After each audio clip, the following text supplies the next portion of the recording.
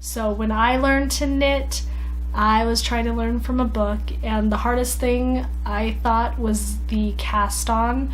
And if you can't cast on, you can't do anything. So I'm going to go very slowly right now over our cast on so that you can learn how to do it, learn how to make it stretchy enough that you can actually work into your stitches, because that was my problem. I couldn't get into a stitch to save my life. It was so tight and I didn't know why, because the book doesn't tell you, it just tells you how to do it. It doesn't give you any kind of pointers. So I'm going to give you some pointers so that you can, actually work into it a lot easier. Okay, so to start off, we're going to take our yarn and our needle. I'm using a 10mm double pointed needle, or DPN. That means there's points on both ends. These are mostly used when you're working in the round or making an I-cord. That way, when you learn that, you'll understand what that's for.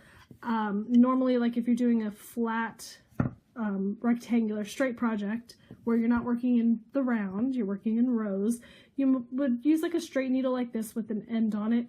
This is really large, so it's difficult to do in the camera, so that's why I'm using the shorter DPNs. So what I'm going to do is I'm going to do what's called a Longtail Cast on. This is kind of the cast on that most people use for everyday projects. Unless you need to make something fancy, usually the pattern will call for it. Longtail cast on is kind of like a go-to cast on. There are so many different knitting cast-ons, it's crazy. One of the things that's great about crochet is that you have chains. You have chains, or you have your foundation, single, double, half double crochet.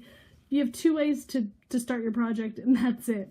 Knitting, way more. So I'm going to show you how to do the Longtail cast on. I am going to kind of start it, and then I'll explain what's going on so we can start with a little bit. So the first thing that I do is I kind of make a long tail, okay? I'll explain the long tail in a second. Then I'm going to do a slip knot. So I'm just going to turn my yarn down. So my working yarn is in this hand. Grab it, turn it down, reach through to that working yarn attached to my ball and pull that through. So just like a slip knot for crochet, same for knitting. So I slide it on, and I have my tail in front, and I have my working yarn in the back. Now, the reason my tail is so long is because I'm going to use it to create stitches on my needle. How long does it need to be? That depends on how many stitches you're making. You want, a good rule of thumb is about 1 inch for every stitch you need to cast on. So thinking of it this way as a crocheter, when you're making your foundation chains, so say you're going to make a scarf that is 24 foundation chains wide, you will do the same in knitting, but it's called casting on. So you're going to cast on 24 stitches instead of chaining 24. Same concept. So that would mean, if I'm using that rule of thumb, I'm going to need a 24-inch tail, because you're going to see how this gets used up as I make my stitches. So 24 inches plus about 6, or however many inches you need to weave in your ends. Okay, I'll go in more how you can get that more accurate a little bit later after we get going. This is going to be my very first stitch, so if it says cast on 20 stitches, this is number 1 of 20. So we count the slip knot as a stitch. Okay, so now we need to do the grip. So I have my tail yarn in the front, I have my working yarn in the back. And then what I'm going to do is I'm going to pinch my fingers together and insert them between the two. Then I'm going to use my other 3 fingers and I'm going to grab both ends. So I got 2 between, the other 3 are grabbing. And then I'm just going to spread those fingers out. And now I'm in my Longtail Cast on grip. Okay, so when we are in our Longtail grip, you're going to notice 3 strands of yarn. Obviously it's just 2 full strands, but we're going to call this strand 1 below our thumb, strand 2 above our thumb, and then strand 3 that's coming over here to our pointer, just to make it a little bit easier to understand what the needle's doing. So what I'm going to do is I'm going to bring the needle towards me, and I'm going to go under strand 1. So I reach under, and then I'm going to go above strand 2, and you'll see that I've created kind of this little loop with my thumb and my needle. Then I'm going to come over here to strand 3 from the top and grab it and bring it back through that loop that I created, and then I'm going to release my thumb. I'm going to use my thumb with my tail yarn that's still in front, and I'm going to tighten that loop that I just made. Now I have 2 stitches on my needle. Again, bring the needle towards you, go under strand 1, over strand 2, grab strand 3 from top to bottom and bring it through, release the thumb, use it to tighten your loop. So when you're doing it normal speed,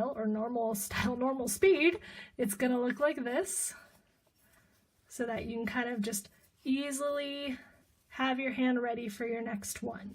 Now, some tips that I want to point out: when you're making your loops, keep them separated. So I could make this loop and tighten it down right next to the previous loop. That is going to be so difficult to work into when I actually want to go make my stitches.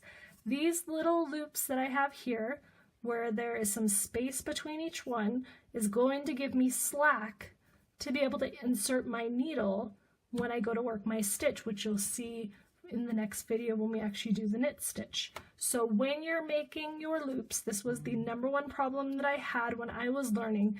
I was just making them like this. I was sticking them, tightening them all down next to each other, and I could not work into my cast on. I could never get past the cast on because they were too tight. So give yourself some room, give yourself some slack, pull it out if you do it too tight, and just spread them out a little.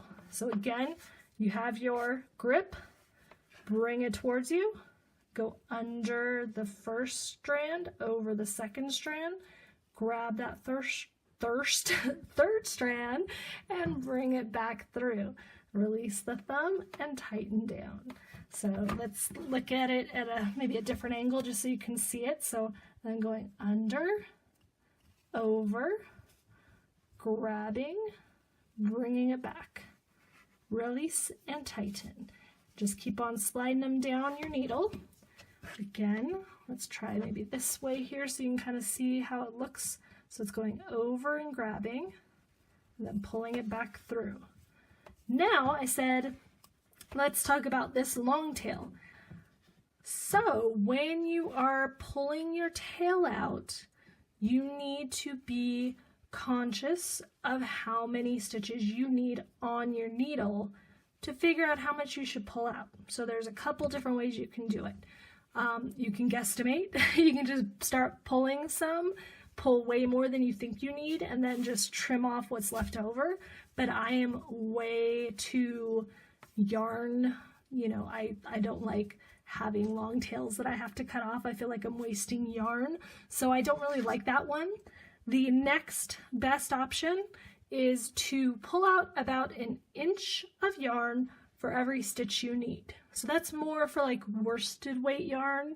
You'll want to go a little higher for bulky and super bulky, a little less for DK or lace or sock weight, but about 1 inch a stitch can get you pretty close, and then just add about 6 inches for weaving in.